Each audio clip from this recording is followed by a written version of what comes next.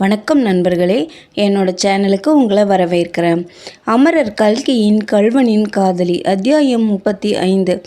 சகோதரி சாரதாமணி. சர்வோத்தம சாஸ்திரிக்கு அன்றிரவெல்லாம் தூக்கம் வரவில்லை. கதைகளில் வரும் காதலர்களைப் போல எப்போது இரவு தொலையும் பொழுது விடியும் என்று அவஸ்தைப்பட்டு கொண்டிருந்தார். காலையில் முதல் காரியமாக தமது மனைவியை அழைத்து, நேற்றிரவு ஒரு நாடகத்திற்கு போயிருந்தேன். ரொம்ப நன்றாயிருந்தது. அப்படிப்பட்ட நாடகம் நான் பார்த்ததே இல்லை. இன்று இரவு உன்னையும் அழைத்து கொண்டு போக உத்தேசித்திருக்கிறேன். வருகிறாயா என்றார். உங்களுக்கே இவ்வளவு கருணை பிறந்து ஓரிடத்திற்கு கூட்டிக் கொண்டு போகிறேன் என்று சொல்லும்போது நான் மாட்டேன் என்றா சொல்வேன்? அதற்கென்ன, போவோம். ஆனால் இன்றைக்கு அந்த பெண் அபிராமியை பார்க்க வேண்டாமா என்றாள் மீனாட்சி அம்மாள். பார்த்தால் போகிறது, ஏன் அவளையும் நாடகத்துக்கு கூட்டிக் கொண்டு போக வேண்டுமென்றாலும் போவோம். என் மனத்தில் இருக்கிறதை அப்படியே தெரிந்து கொண்டு விட்டீர்களே. ஆனால் உங்கள் தமக்கை சாரதாமணி என்ன சொல்வாரோ என்னமோ, ஒரு மாதிரி கிறுக்காயிற்றே. அழைத்து கொண்டு போகக்கூடாது என்று சொன்னாலும் சொல்வார். ஆமாம், அவளிடம் இதை பற்றி சொல்ல வேண்டிய அவசியமில்லை. ஒரு நாளைக்கு எங்களுடன் இருக்கட்டும், நாளைக்கு கொண்டு வந்து விட்டு விடுகிறோம் என்று சொன்னால் போயிற்று. போலீஸ்காரர்களுக்கு இதெல்லாம் சொல்லியா கொடுக்க வேணும் என்றாள் அவருடைய பத்தினி.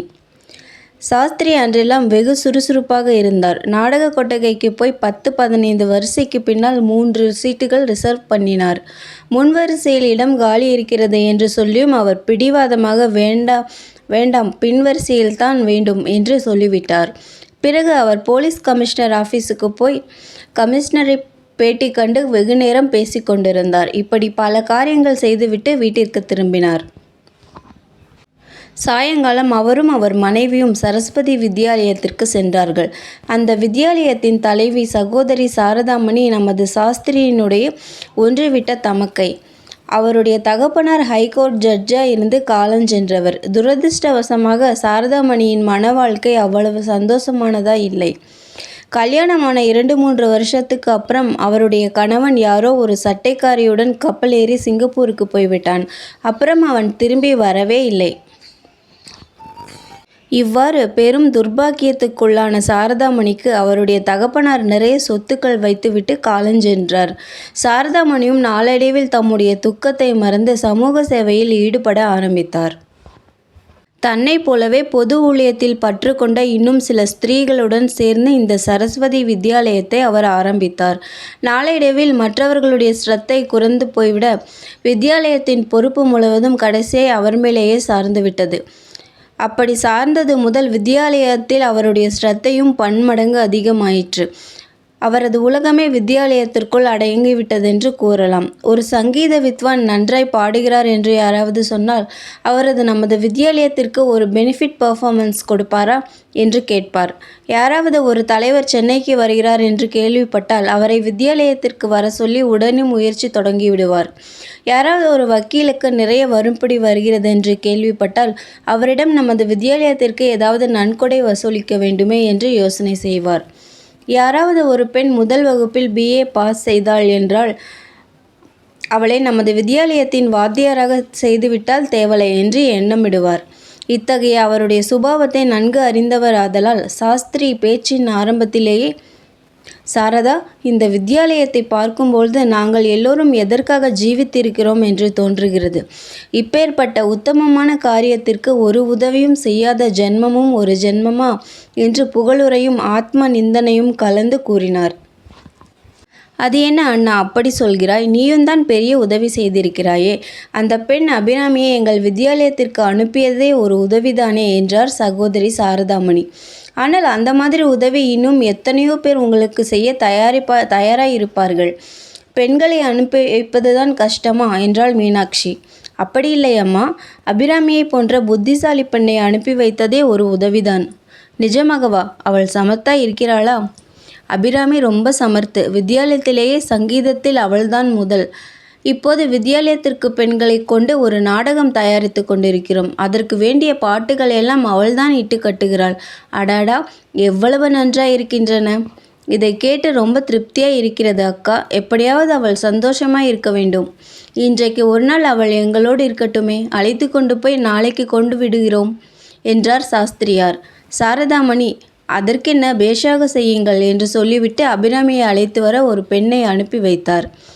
பிறகு அந்த பெண் விஷயத்தில் ஒரே ஒரு சிரமம் இருக்கிறது. திடீரென்று நினைத்து கொண்டு அழத் தொடங்கி விடுகிறாள்.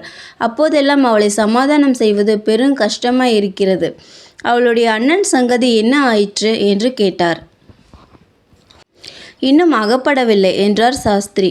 அதற்கென்ன, ஒரு நாளைக்கு பிடித்து அந்த பையனை நீங்கள் ஜெயிலுக்கு அனுப்பி விடுவீர்கள். உடனே உங்கள் போலீஸ் இலாக்காவிற்கு ரொம்ப கித்தாப்பு வந்துவிடும். பின்ன என்ன சொல்கிறாய் அக்கா? திருடர்களை பிடித்து ஜெயிலுக்கு அனுப்பாவிட்டால் சமூகம் எப்படி நடைபெறும்? ஆமாம், திருடர்களையெல்லாம் பிடித்து ஜெயிலுக்கு அனுப்புவதென்றால் முதலில் இந்த ஊரிலே இருக்கிற ஐகோர்ட் ஜட்ஜிகள், வக்கீல்கள், உத்தியோகஸ்தர்கள், சட்டசபை மெம்பர்கள் எல்லோரையும் ஜெயிலுக்கு அனுப்பி வைக்க வேண்டும். நீயும் நானும் கூட போக வேண்டியதுதான். மகாத்மா காந்தி என்ன சொல்கிறார்? நம்முடைய கையால் உழைத்து பாடுபட்டு சம்பாதிப்பதை தவிர பாக்கி விதத்தில் பெறும் சொத்தெல்லாம் திருட்டுதான் என்கிறார். அந்தபடி பார்த்தால் இன்றைய தினம் பங்களாக்களில் வாழ்ந்து மோட்டார் சவாரி செய்து கொண்டிருப்பவர்களெல்லாம் முதலே ஜெயிலுக்கு போயாக வேண்டும். சாரதா, அவ்வளவு பெரிய தத்துவம் நமக்கு கட்டி வராது. அது வருகிற போது வரட்டும். ஆனால் இன்னொரு விதத்தில் நீ சொல்கிறதை நான் ஒப்புக்கொள்கிறேன். சாதாரணமாய் ஜெயிலுக்கு போகிற திருடர்களை விட வெளியில் இருக்கும் திருடர்கள்தான் அதிகம். இதை கேள். எங்கள் ஜில்லாவில் ராவ் சாஹிப் சட்டநாத உடையார் என்ற ஒரு பெரிய மனுஷர் இருக்கிறார். அவர் சுங்கத் திருடர் என்பது எல்லோருக்கும் தெரியும். காரைக்காலில் இருந்தும் புதுச்சேரியில் இருந்தும் வரி கொடாமல் சாமான்கள் கொண்டு வருவதுதான் அவருக்கு வேலை. இதிலே கொழுத்த பணக்காரராகிவிட்டார். ஆனாலும் அவரை இதுவரையில் ஒன்றும் செய்ய முடியவில்லை. முதல்ல போலீஸையே கையில் போட்டு கொண்டு விடுகிறார். அது முடியாமற் போனால் கொஞ்சம் மனசாட்சியுள்ள போலீஸ்காரன் நடவடிக்கை எடுக்க முயன்றால் மேஜிஸ்ட்ரேட்டும் யோக்கியராயிருந்து விட்டால் உடையார் இன்னும் மேலே போய் காரியத்தை ஜெயித்து கொண்டு வந்து விடுகிறார். எங்களுக்குத்தான் அசட்டு பட்டம் கிடைக்கிறது. 2 மாதத்திற்கு முன்பு நடந்த ஒரு மோட்டார் கேஸில் அவர் கலந்திருந்ததுக்கு நல்ல ருசு இருந்தது. ஆனாலும் பிரயோஜனம் இல்லை. 2 நாளைக்கு முன்பு அவருக்கு ஹானரரி மேஜிஸ்ட்ரேட் வேலை கொடுத்திருப்பதாக பத்திரிகையிலே வெளியாகியிருந்தது. இதற்கு என்ன சொல்கிறாய்? என்னத்தை சொல்கிறது? உங்கள் உடையாரைப் போல எத்தனையோ உடையார்கள் இந்த சமூகத்தில் இருக்கிறார்கள். இதற்கெல்லாம் விமர்சனம் ஒன்றே ஒன்றுதான். மகாத்மா சொல்கிறபடி அவரவர்களும் கையால் உழைத்து ஜீவனம் செய்ய வேண்டும். ஒருவருடைய உழைப்பை கொண்டு இன்னொருவர் வாழ்க்கையை நடத்துவது என்பது கூடாது. இந்த நோக்கத்துடனே தான் வித்யாலயத்தில் எல்லா பெண்களுக்கும் ஏதாவது ஒரு கைத்தொழில் கற்றுக் கொடுக்கின்றோம். அவர்களுடைய வேலைகளெல்லாம் நீங்கள் பார்க்கவில்லையா? வாருங்கள், காட்டுகிறேன் என்று சகோதரி சாரதாமணி சாஸ்திரியையும் அவருடைய மனைவியையும் வித்யாலயத்தை சுற்றி காட்ட அழைத்துச் சென்றாள். நன்றி.